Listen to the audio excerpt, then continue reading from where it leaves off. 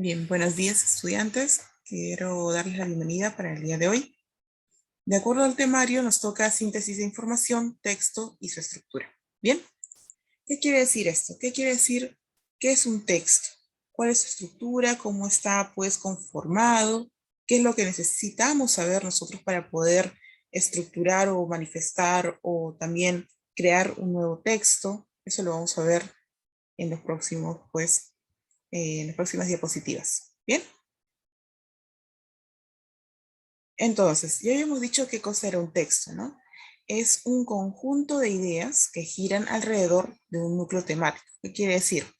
Van a ser un conjunto de enunciados que van a estar pues entrelazados de acuerdo a un tema principal. ¿De acuerdo?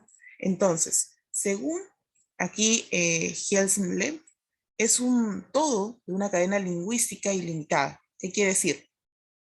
Que tiene que estar debidamente unido. Hay una unidad entre toda esta estructura temática. El texto es una configuración de texto o habla que utiliza signos específicos. ¿Qué quiere decir? Están dentro de los signos de la lengua, del idioma. Y está organizada según reglas del habla o idioma que se dé de acuerdo a la sociedad. Porque recordemos que, por ejemplo, en nuestra nación, en nuestro país, se habla pues el lenguaje castellano, pero en otros países pues tienen diversos lenguajes o diversos idiomas que de acuerdo a ellos van a tener también su propia estructura. ¿Por qué decimos esto? Porque tienen una cadena lingüística diferente. Sin embargo, obviamente que tenemos pues que considerar que la estructura de ellos en cuanto a la conformación de las oraciones es diferente, pero la estructura del texto en sí es uniforme. Tiene que siempre tener un título, tiene que tener ideas principal, tiene que tener ideas secundarias. Entonces, que estas pues van a tener pues de conformidad con qué? Con el tema que se está desarrollando a lo largo del texto. Bien. Número 2, características. ¿Cuáles son las características que todo texto debe tener? Primero, tiene que haber cohesión, es decir, que cada uno de los enunciados que estamos manifestando en el texto tengan pues una unidad temática entre sí. Todos, cada uno de esos enunciados debe de guiarse de acuerdo a un tema principal. Por ejemplo, si estoy hablando de los ecosistemas, ¿ya? Ese es el tema principal. Cada una de las oraciones debe manifestar un concepto de los ecosistemas, características, funciones, ejemplos, etcétera, ¿no? Modos de cuidado, etcétera. O sea, todo tiene que vincularse en torno a qué? A esa temática que nosotros estamos eligiendo. La coherencia tiene mucho que ver, pues, en este caso, con cómo nosotros vamos a manifestarnos. Como ya les había mencionado, cada uno de los enunciados tiene que vincularse entre sí, ¿ya? Y tanto la cohesión con la coherencia van a tener que ver con qué? Con que tenemos que buscar esta unidad, esta estructuración adecuada de los temas, pero también debemos utilizar bien los conectores, que ya hemos visto algunos también en algún tema que hemos visto sobre conectores hilativos, no sé si con ustedes lo vi. Tenemos que ver pues la adecuación, ¿no? La adecuación de qué, de esos conectores, de esos nexos que nos van a ayudar a poder pues entrelazar cada uno de los enunciados y que no se vean sueltos, ¿no? Sino que todo lo contrario, sean más bien unidos, organizados, de modo que el lector lo pueda entender mejor. También tiene que tener un significado, tenemos que saber cada una de las palabras que estamos manifestando, qué es lo que significan, para poder también manifestar mejor nuestro, digamos, objetivo comunicativo. Porque, por ejemplo, si nosotros ponemos una palabra que no conocemos dentro de un texto, podemos, ¿qué cosa hacer? Hacer que el lector se confunda en lo que nosotros queremos, pues, comunicar. Entonces es importante que nosotros conozcamos cada una de las palabras y sus significados de cada uno, obviamente, ¿no? La intencionalidad. Aquí tenemos que ver para qué estamos escribiendo. Es nuestro objetivo. ¿Para qué? ¿Con qué intención lo estoy haciendo? ¿Para comunicar? ¿Para convencer? ¿Para informar solamente? ¿Para instruir? ¿Para qué lo estoy haciendo? La progresividad tiene que ver también, como lo habíamos dicho, ¿no? Con el orden jerárquico. Por ejemplo, tenemos que decir en primer lugar, en segundo lugar. Tenemos que ir, pues, yendo paso a paso de acuerdo al texto de forma ordenada, organizada. Y la adecuación, como ya les había mencionado anteriormente, tiene que ver pues para quién lo estoy escribiendo también. ¿Para quién? Hay un público para el cual yo también tengo que escribir. Por ejemplo, ¿no? Vamos a adecuar nuestro texto a que sea pues para niños de 5 a 10 años. Ya, el lenguaje que nosotros vamos a poner allí, vamos a colocar, va a ser pues un lenguaje informal, ¿no? Algo que puedan ser pues capaces ellos de poder decodificar más rápidamente. Sin embargo, si hacemos un texto de tipo argumentativo, aquí pues la adecuación tiene que ser de otra forma, tiene que ser con lenguaje formal, con tecnicismos, ¿no? Palabras que sean pues adecuadas al texto que estamos pues nosotros queriendo escribir. Entonces, todas esas características del texto tienen que estar bien marcadas en nosotros para poder luego hacer uno como, por ejemplo, para poder comunicar, para poder informar, para poder argumentar, etc. Eso ya lo veremos más adelante.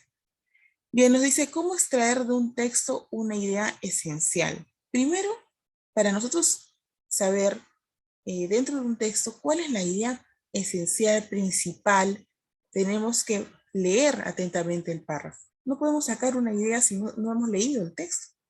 Luego, identificar los núcleos, es decir, lo importante del párrafo. Si estamos hablando durante todo el texto de los ecosistemas, podemos decir ahí, una palabra clave sería hábitats, ¿no? Hábitats de seres vivos, ya, ahí está, palabra o núcleo principal. Y escribirlos en forma de oración simple, ¿no? Siempre hacer un sumillado al lado de cada uno de los párrafos del texto. Identificar la información adicional. Por ejemplo, la información adicional se va pues, a vincular más que nada con las ideas secundarias, ¿no? ¿Cómo es que nosotros podemos ejemplificar mejor cada uno de los enunciados? Relacionar estos núcleos a través de una oración compleja unida por uno o varios conectivos. Los conectivos son los conectores. Entonces tenemos que ver qué relación tienen entre la primera oración y la segunda oración. ¿Se van a vincular? Sí o no, de acuerdo a los conectores que los van a acompañar. Y eso lo vamos a ver en los textos de práctica. Bien, pasamos entonces a la siguiente. Bien, acá tenemos la estructura de un texto. ¿Cuáles son los elementos de esta estructura? Primero, tenemos el texto, que se va a expresar obviamente de forma global. Es un conjunto, ya habíamos dicho, ¿no?, de enunciados que se vinculan entre sí y que deben de girar en torno a una temática. Ahora, ¿qué es el tema? Bien, aquí solamente se expone, no se afirma ni se niega nada. Se expresa de forma nominal, antecedida generalmente, o sea, de un artículo, ¿no? El, la, los, las. Esos son los artículos. ¿Cómo se identifica el tema? Nosotros preguntamos, ¿no? ¿De qué se trató en el texto? ¿O de qué se habló en el texto?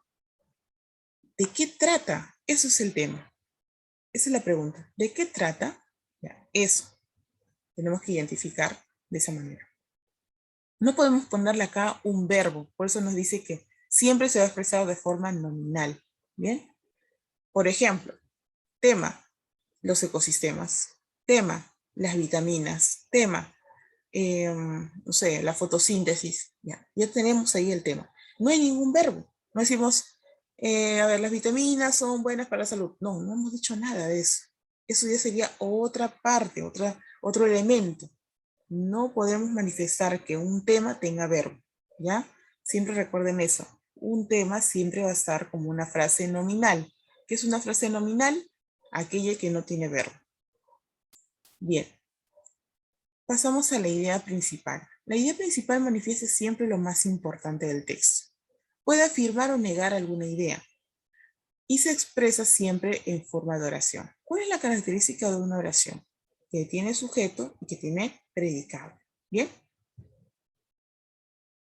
A ver, ¿cómo se identifica? Aquí podemos decir qué se dice del tema, qué postula el autor sobre el tema. Esa es la idea principal. Aquí sí hay pues una estructura más grande, no es como una frase nominal que solamente te dice de qué trata ya. A ver, puede ser, no sé, los animales, o los animales domésticos, ya. Pero nosotros tenemos ese tema. Sin embargo, la idea principal, ¿cuál será? Los animales domésticos son criados en hogares por personas que los cuidan, los alimentan, etc. Ya, ahí estoy pues que haciendo una pequeña descripción. Y esa pequeña descripción va a ser pues la idea principal de acuerdo a lo que nosotros estamos leyendo. ¿Cuáles son las ideas secundarias? Aquí esas ideas secundarias se van a vincular bastante con las ideas principales porque van a girar alrededor de ellas. Es decir, van a estar vinculadas en torno a la descripción de la idea principal mediante ejemplificaciones. Por ejemplo, aquí nosotros podemos pues decir, ¿no? En ideas secundarias, seguimos con el ejemplo de los animales domésticos. Los animales domésticos son el perro, el gato, no sé, a ver, ¿qué más? El loro, bueno, aunque no lo consideran tampoco el loro como un animal doméstico, pero bueno. Y así, entre otros. Ya, estoy qué cosa, ejemplificando. Por lo tanto, sería una idea secundaria, porque estoy ampliando la idea principal. La estoy pues complementando. Por lo tanto, sería una idea secundaria. ¿Y cómo se identifica la idea secundaria? Por ejemplo, ¿qué ideas se desprenden del tema o del texto? ¿Qué ideas se desprenden? ¿Qué ideas complementan? También podríamos mencionar. ¿Qué ideas complementan el texto? ¿Qué ideas ejemplifican el texto? Y ahí tenemos otras preguntas más adicionales. ¿Te das cuenta? Entonces, tenemos tema, tenemos idea principal y tenemos también ideas secundarias. Ahora, la parte más importante se podría decir que es el título, porque presenta el asunto particular del texto. Es decir, va a especificar más todavía el tema. ¿Puede haber títulos que sean parecidos o iguales al tema? Sí, pueden haber. ¿Ya? Es consecuencia del tema y lo presenta con precisión. Bien precisa, digamos que la palabra. También no es una oración, es una frase nominal, nos dice, ¿no? Se expresa en una frase nominal precedida también por un artículo. ¿Ven? Es igual. La misma estructura del tema lo tiene el título. No tiene verbo, por lo tanto, tenemos que tener bastante cuidado al momento de hacer un título. Las únicas ideas que pueden tener, que pueden tener verbo son la idea principal y la idea secundaria. Nada más. Pero el tema y el título no tienen verbo, porque no son oraciones, son pues frases nominales. ¿Bien? ¿Cómo podemos acá reconocerlas? Porque está el tema más un aspecto particular o específico, y eso de allí determina qué cosa, el título. Por ejemplo, si nosotros dijéramos aquí, algún tema más o menos, ya, las vitaminas, ¿ya? Las vitaminas. Pero a lo largo del texto solamente me hablan de 2 vitaminas, no de todas. Entonces, ¿cuál sería el título? Si fuera las vitaminas A y D, porque me están hablando solamente de 2 vitaminas. Y sabemos que las vitaminas pues, pueden ser A, B, C, D, ¿no? E, etc. Pero solamente me están hablando de 2. Por lo tanto, especifico el tema más una precisión en un aspecto más específico. Y eso me da, ¿qué cosa? El título. ¿Ya? Bien, hasta aquí espero que haya quedado pues en claro que el texto está conformado por 4 elementos.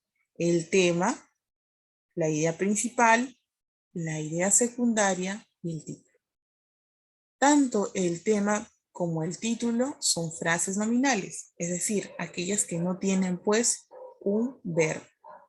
La idea principal y la idea secundaria son aquellas que sí están pues en forma de oración, y la idea principal es la más importante del texto, mientras que la idea secundaria es pues una idea complementaria, una idea que ejemplifica. ¿Bien? Bien, aquí nos dice, ¿no? Síntesis de información. Ahora sí estamos entrando ya a su texto, así que por favor me siguen con el texto. Dice, sintetizar un texto significa determinar el tema sobre el que gira el mismo. Tenemos que saber cuál es el tema que nos está proponiendo el autor del texto. El objetivo es considerar las ideas más importantes del texto en una sola idea central. Es decir, ¿cuál es nuestro objetivo como lector? Considerar o si no, hacer relevante las ideas más importantes. Bien, tenemos que saber reconocer cuáles son las ideas más importantes del texto. Para ello, ¿ya? Para hacer una síntesis o resumen del contenido del texto, lo podemos expresar de la siguiente manera. Idea central, título del texto. Mira, idea central, que es el tema, y también el título. Así podemos resumir o sintetizar un texto más rápidamente, porque ya estamos reconociendo esa parte que es importante. Bien, ¿qué cosa era un texto? A ver si se acuerdan. Era un conjunto de enunciados que guardaban un tema entre sí, ¿verdad? Tenían un tema principal entre sí. Pero también podemos decir que el texto va a ser ese conjunto de ideas que giran alrededor de un núcleo temático. He tomado esa partecita de la diapositiva anterior. ¿Bien? Podemos copiar esa de aquí, que es la más importante. ¿Cuál es entonces la idea principal del texto? La idea principal, la idea central o tema central es una proposición que resume el propósito informativo del texto. No nos dice es una oración, es una proposición, es una frase. Ese propósito puede ser explícito o no, es decir, puede estar escrito literalmente en el texto, como que también no. Y nosotros tenemos que saber inferir, porque hay textos en los cuales no nos dicen tal cual escrito en el texto. Nosotros tenemos que deducir. Por lo tanto, tenemos que estar muy atentos a lo que se refiere. Si estuviera implícito, es decir, si no estuviera escrito tal cual en el texto, si estuviera implícito sería necesario abstraerlo y darle forma de una oración. ¿Qué quiere decir? Abstraerlo quiere decir que nosotros tenemos que reconocer el tema luego de haber leído y después hacer una pequeña oración de lo que nosotros hemos entendido. Porque no siempre las ideas principales, las ideas secundarias, el tema no va a estar de forma explícita. También nosotros podemos abstraerla, adecuarla y formar una oración que sea pues la que resuma ese texto. ¿Bien? A ver. El título. El título, pues ya le habíamos manifestado, es el tema central de un texto, que puede expresarse en forma de una frase nominal. Esta frase puede ser también explícita en el tema central. Por lo tanto, solamente la adecuamos. La diferencia está en que el título deberá ser planteado no como una oración, sino como una frase o una proposición que tenga como núcleo siempre un sustantivo, ¿ya? Y no un verbo conjugado. Eso tenemos que tener bastante en cuenta. El tema y el título son frases nominales, ¿bien? ¿Qué son las ideas secundarias? Vamos a volver a repasar porque estamos con su libro ahora sí. Las ideas secundarias constituyen tipos de información que complementan, ¿ven? Lo que les había dicho, son complementarios. Explican o desarrollan las ideas principales. Pueden ser concretos como fechas o lugares, que estén pues ahí como información adicional o datos específicos. Pueden ser también ejemplos, detalles, etc. Sabemos que son ideas secundarias porque al suprimirlas no se afecta el sentido del texto. O sea, son ideas que acompañan, pero que no son tan relevantes, que no son tan importantes, que al momento de extraerlas, digámoslo así, no se notan. O sea, no hay tanta relevancia en el aspecto de las ideas secundarias. Sin embargo, las ideas primarias sí. Las ideas principales tienen que estar, digamos que en el texto. Si no, no se entendería de lo que se está hablando. Bien, acá nos da pues una información adicional su libro, nos dice, ¿no? Guagua en las Islas Canarias y en las Antillas significa vehículo automotor que presta servicio urbano o interurbano en un itinerario fijo. Mientras que en la zona andina de América del Sur, se utiliza para referirse a los niños de pecho. Arona desproticaba tanto contra este uso de guagua como contra la palabra bebé, de origen europeo. Ninguna de las dos palabras vale gran cosa. La una parece ladrido de perro y la otra balido de oveja. Bien, o sea, está dando pues a conocer aquí en ese pequeño texto qué es lo que significa guagua para dos lugares distintos. Las Islas Canarias y en las Antillas puede ser un vehículo, mientras que aquí para América del Sur, nosotros lo hemos escuchado algunas veces, que guagua significa un niño pequeño, recién nacido, y por lo tanto, ahí está pues dualidad entre esos significados. Y esto de aquí Arona nos dice, ¿no? No estoy de acuerdo porque uno parece que fuera un ladrido, el guagua, y el otro pues parece un balido de oveja, ¿no? ¿Qué es el balido? Es la forma en cómo ellos se comunican las ovejitas, no dicen bebe, ya, igual. Ellos nos dicen, ¿no? Puede ser como un balido de oveja. Aquí, ¿qué cosa nos está mencionando? A ver, ¿cuál sería el tema en esta partecita, en ese texto? ¿Cuál sería el tema que nos están dando a conocer? Mira, no está de forma explícita. Tú tienes que sacarlo, abstraerlo. Serían pues, a ver, no quiero decir la respuesta yo, sino pueden también ustedes manifestarlo. ¿Cuál sería el tema aquí? ¿De qué trata el texto? Puede ser, ¿no? Los significados de la palabra guagua. Puede ser. Los significados de la palabra guagua. No hay ningún verbo por si acaso. Entonces es una frase nominal, no hay problema. Bien, los significados de la palabra guagua. Y si nosotros quisiéramos decir el título, podría ser, ¿no? La palabra guagua. ¿Qué significa la palabra guagua? El significado de la palabra guagua. Tenemos un montón de títulos. Bien, allí tendríamos pues posibles ejemplos. Siempre hay que sacar provecho de lo que nos da pues su libro. Bien, leemos y analizamos. Ahora sí vamos a entrar a la parte práctica. Bien, el texto 1. A ver, las mariposas monarca, que estos días migran desde América del Norte hasta México, incorporan en sus antenas un reloj de 24 horas, que les ayuda a mantenerse en su ruta a medida que el sol cambie de posición durante el día, según revela un estudio publicado hoy en Science. Mira, estamos hablando de qué. ¿De qué estamos hablando en la primera parte, en ese primer párrafo? De las mariposas monarca.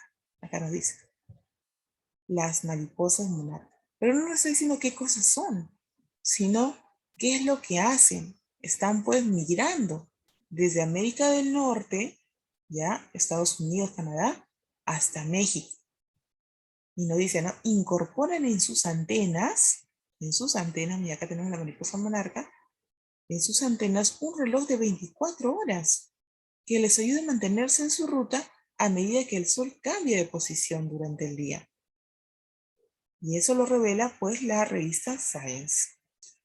Para llegar a esta conclusión, la neurobióloga Christine Merlin y sus colegas de la Escuela de Medicina de la Universidad de Massachusetts extirparon con cirugía las antenas de algunas mariposas. Bueno, están haciendo pues una investigación, ¿no?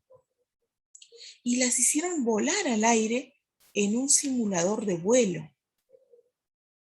A ver, como consecuencia de la operación, los insectos perdieron su capacidad de orientación habitual, incluso aunque las moléculas de reloj en su cerebro seguían en hora. Entonces, ellos, pues estos investigadores, dirigidos por la señorita Merlin, ¿qué es lo que hicieron? Les cortaron las antenas, pero esas antenas les ayudan a hacer ¿qué cosa? Como un reloj, ¿no? Es lo que nos dicen. Tienen sus antenas como un reloj de 24 horas. Pero si a ellos les quitan estas antenitas, como lo vemos acá en la imagen, pierden esa capacidad de poder orientarse adecuadamente. Y por lo tanto, ellos pues se sienten desorientados, no saben a dónde dirigirse ni cómo hacerlo. Experimentos posteriores en los que se cubrían las antenas de las mariposas con un esmalte de pintura blanco o negro confirmaron que estos órganos se incorporan en una especie de GPS para la orientación dirigida por el sol.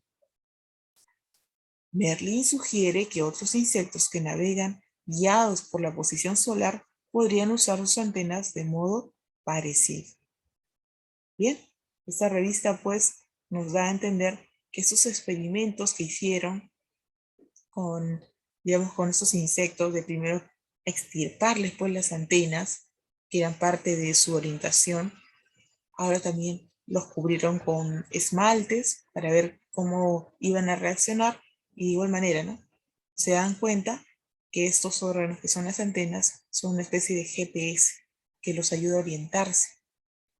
Y como ya no lo tienen, pues ya no pueden salir, no pueden, digamos que, no pueden trasladarse, no puede haber ese tipo de movimiento entre ellas. ¿Por qué? Porque estamos viendo ese vacío en su estructura. Entonces, por lo tanto, no habría pues una referencia para ellos. ¿Qué nos informa entonces principalmente la revista? ¿Cuál es la idea principal o la idea central? ¿De qué estábamos hablando? ¿De qué? ¿De qué trata el texto? Lo que les estoy mencionando párrafo por párrafo. Miren, yo me he detenido a revisarlo párrafo por párrafo. ¿De qué se habla en esta revista? Hay un estudio sobre la capacidad de orientación que tienen las mariposas mediante sus antenas. De eso se trata. Que hay un estudio sobre la capacidad de orientación que tienen las mariposas sobre sus antenas. Entonces, ese estudio nos va a demostrar que si las mariposas pierden de alguna manera sus antenas, perderán también la orientación que tienen para poder pues trasladarse de manera autónoma. Ahora nos dice, transforma la idea central en un texto, perdón, un título nos dice, ¿no? En un título para el texto. ¿Cuál sería? La capacidad de orientación de las mariposas.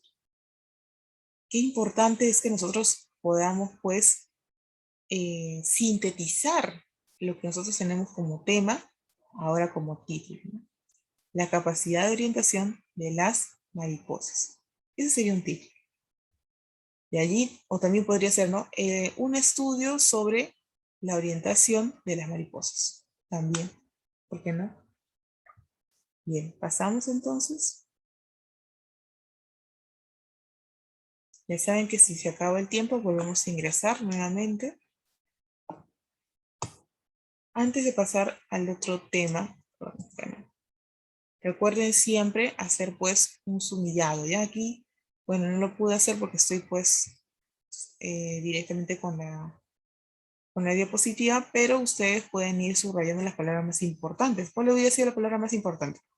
Las mariposas monarca, ¿no? Muy bien. Incorporan en sus antenas un reloj de 24 horas también. Eso también hubiera sido una parte importante. Aquí extirparon con cirugía las antenas de algunas mariposas también y las hicieron volar al aire en un simulador de vuelo. Aquí podría ser los insectos perdieron su capacidad de orientación habitual también. Recuerden que cuando uno subraya, no subraya todo el texto, siempre subraya lo más importante. Y de aquí, pues al último sería, ¿no? Merlin sugiere que otros insectos que navegan guiados por la posición solar podrían usar sus antenas de modo parecido. O sea, ya está acercando pues una deducción la señorita Merlin a partir de lo que ha pasado con el estudio de las mariposas monarca. Bien, ahora vamos a hablar de un tema pues muy importante, sobre todo para los jóvenes, la anorexia.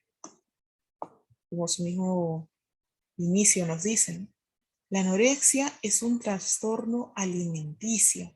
Ah, por si acaso en su texto, bueno, lo que pasa es que no lo veía muy bien, así que traté de escribirlo por mi cuenta en un párrafo de aquí, ¿ya? En mi diapositiva. Ese es un texto de su libro, por si acaso. Estamos siguiendo la secuencia del libro, así que no hay ningún problema. Bien, como les digo, en esta imagen prácticamente nosotros estamos viendo lo que vamos a tener que leer a lo largo de ese texto. Esta imagen lo resume todo. Como una persona con aspecto tan delgado, al observarse en el espejo no se nota así, todo lo contrario. Entonces podríamos mencionar que la anorexia es un trastorno no solamente alimenticio, diría yo, también psicológico, porque la persona no se observa tal y como es, sino que se nota de otra manera. Digamos que su mente le está engañando, está queriendo pues darle a conocer una imagen que no es verdad. Y por lo tanto, al mantenerse así, con la idea de querer adelgazar, como sea, no se da cuenta que está pues maltratando su cuerpo que realmente tiene con la idea ficticia de lo que tenía pues en el espejo y que de alguna manera pues no se da cuenta ella por sí misma, pero sí las personas que la rodean. Es curioso este caso, sobre todo se da a mujeres, ¿no? ¿Por qué? Porque quieren tener una figura esbelta, una figura, digamos que adecuada para ser pues eh, objeto de atención, pues recordemos que las mujeres también son un poco vanidosas en ese aspecto, pero también se ha dado casos en varones, donde también tienen pues para poder ser aceptados socialmente, tienen esas curiosidades, ¿no? Bien, tenemos aquí, la anorexia es un trastorno alimenticio que amenaza la vida y está caracterizada por la privación de comer y por la pérdida excesiva de peso. Mira, privación de comer y por la pérdida excesiva de peso. Todo esto nos está dando pues a entender qué es la anorexia. Por lo tanto, podría ser una idea principal. ¿Por qué no? El trastorno, ese trastorno obviamente, la anorexia, se diagnostica estableciendo la relación entre fundamentalmente dos parámetros esenciales. El análisis comportamental del sujeto frente a la comida y el peso. Hay pues dos parámetros, dos cuestiones. Un momento, por favor.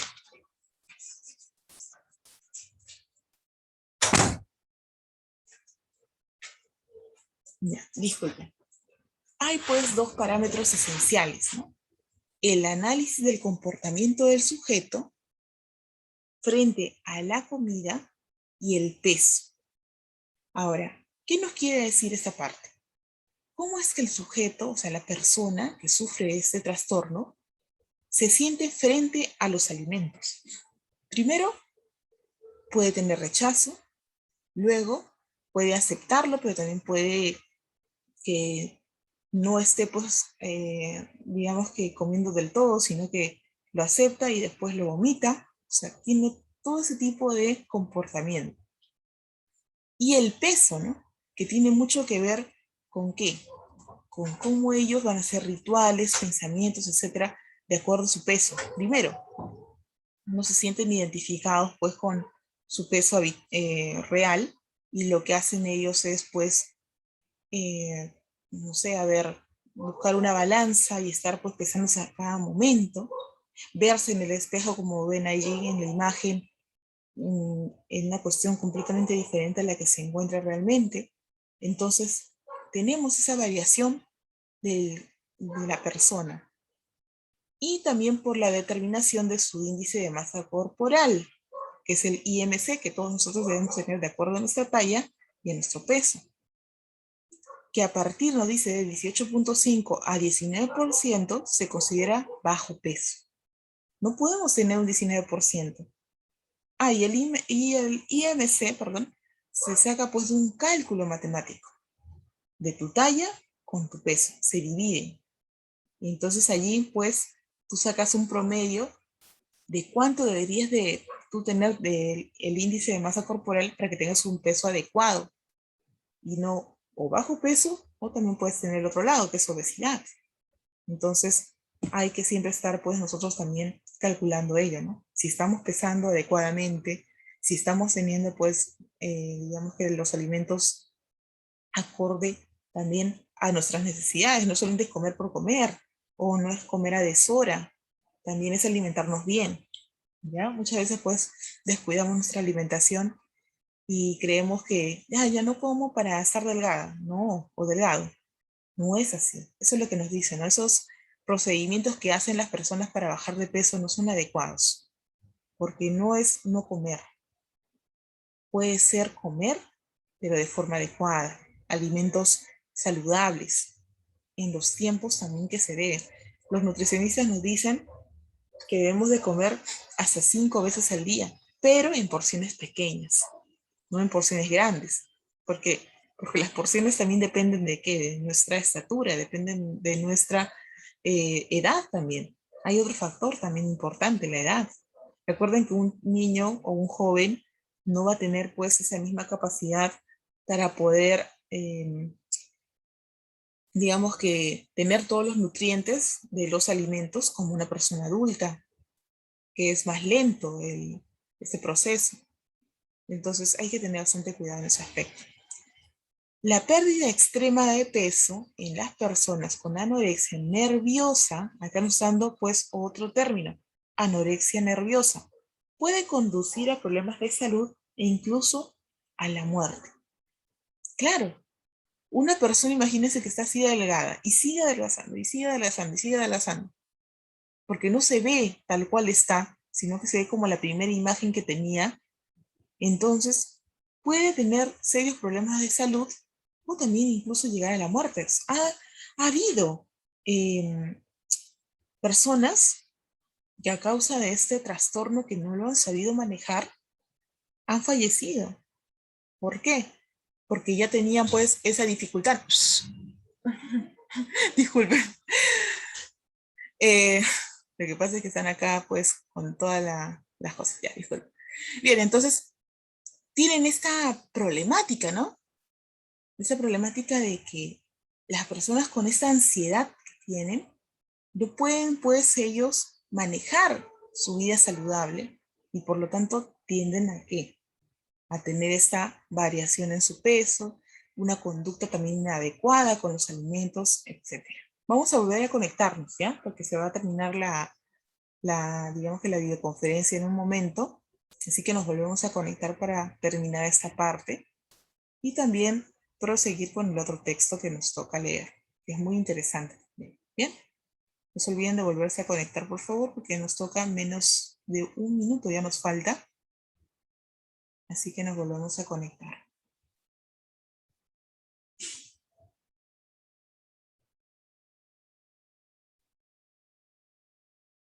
Nos volvemos a conectar.